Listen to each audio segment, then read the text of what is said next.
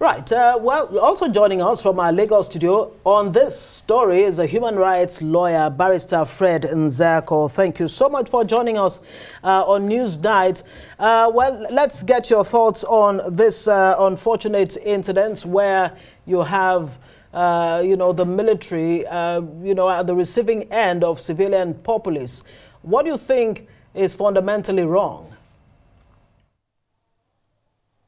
Let me say very emphatically that it is abhorrent and condemnable, any act of dehumanization of the person of a soldier or anybody or any personnel in the law enforcement organ of government.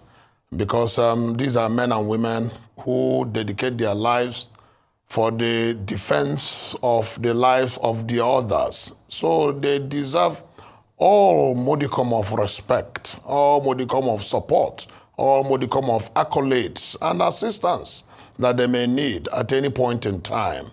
And the second unequivocal statement I will make in this regard is that to whom much is given, much is expected. The soldiers themselves must learn to conduct themselves, especially where they have to have an interface with the civilian population. The idea of we against them does not encourage cooperation among the military and the civilian populace. And it is that we against them that has made the people, instead of cooperating with the soldiers, tend to be afraid of them and run away from them in circumstances where the soldiers want to exercise their brawl. And when there is no such cooperation, at any spark where the civilians have upper hand, they want to prove to the soldiers that, after all, they too are human. Because the soldiers have been accused, times without number, of dehumanizing the civilian populace whenever the opportunity arose. Even the police are not free from such manhandling in the hands of soldiers. Of course, examples are bound in all parts of Nigeria. So the most unfortunate aspect of it is that at the end of the day, when there is lack of cooperation between the soldiers, the military, and the civilian populace, the cohesion that is required will not be there. And it is the society at the end of the day that will bear the brunt. What happened was very unfortunate and very, very avoidable. I agree that the general did not want to go into the nitty-gritty of what may have transpired, but we may not run away completely from it. Otherwise, we'll just be pontificating, which we have always done. And the unfortunate thing is that nobody has come out to say very clearly what happened. The snippets of what we see from the media, none will give you a clear picture and a clear direction of what transpired. And in order to know what transpired, a thorough investigation needs to be conducted. And you cannot conduct investigation when there is an army of occupation. You cannot conduct such investigation. People will not freely come out to give information when they are afraid and when the soldiers have occupied the place. So we need to put the right foot forward. First and foremost, ensure that the soldiers respect the civil authority and vacate the place, and then the investigation should be brought to logical conclusion. And anybody, no matter who the fellow is, who may have raised his finger on the body of a soldier, must be punished, must be sanctioned, and must be brought to book accordingly. Well, I'm happy that you have actually started talking about resolution and some form of solutions here. But again, how can, we're talking about two sides now, the civil population and the military here. And for people to get, to the bottom of this, you need people that will, freely volunteer information. How do we get that now that it looks like people are afraid to come out, as you highlighted? What should be the first thing? Is it the opening, as you said, or is there a way that the legal practitioners like yourself, rights activists, can actually broker, a way to get into the bottom of this? Yes, of course, what has happened has affected the psyche of the military. Of course, that is why they had to give that support for that small detachment of about 4 or 5 truckloads of soldiers to go and occupy the plaza. And the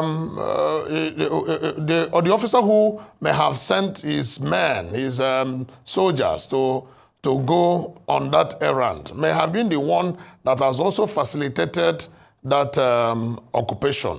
And now the entire military has been drawn, the entire army has been drawn into the imbroglio and is giving it a bad name. I want to advise and suggest that they should vacate the plaza, because there is a general punishment being meted on even people who never knew anything, who were not involved in any way, manner or form. And I can tell you that it is anachronistic and unacceptable for people to suffer for what they never knew anything about. The fact that they do their business at the plaza does not mean that when one person commits an infraction, every other person in the plaza will bear the brunt. That is not acceptable. That's not the way to go. That is not the humanity we are talking about. And that will not even elicit the respect for the soldiers. Rather, it will give out the soldiers as being high-handed and as being insensitive. For 4 days down the line, the whole place is locked up. There are people who have perishable items in the plaza, and at the end of the day, they will begin to count their costs. Who is going to pay them the compensation? And I will also say that when things like this happen, it does not lie in litigation, neither does it lie in flexing of muscles and capacity. It lies in wisdom.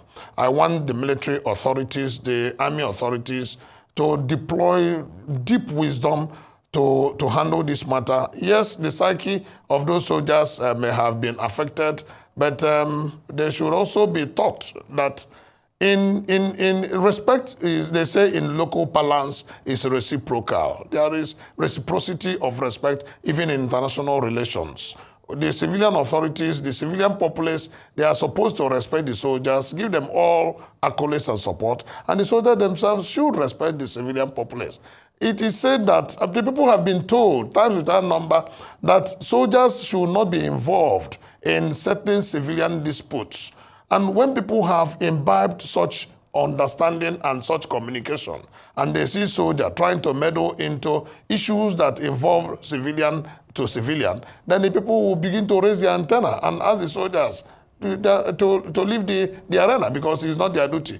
And again, it goes to mean that we still continue to belittle our police authorities, because the information we got is that policemen were brought in to come and handle the situation, naturally, which should be so, but the policemen never got the cooperation of the soldiers that eventually led to the fisticuff and the brawl that ensued, which had ultimately led the civilian populace to descend on the soldiers ashamedly and in a very unacceptable manner, which is very condemnable. So it is it's a two-way thing.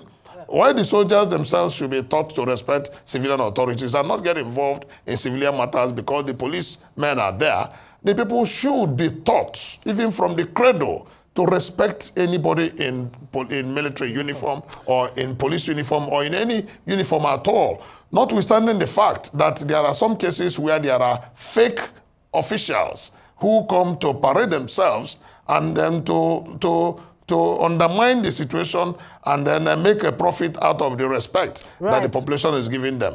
The other day, so that is one aspect that the soldiers themselves will also need to watch out. Thank you so much. And another thing we all need to watch out for is that culture, pervasive culture of impunity that seems to rear its head at every opportunity. Thank you so much, Fred Nzeako. He's a lawyer, joining us on News 99.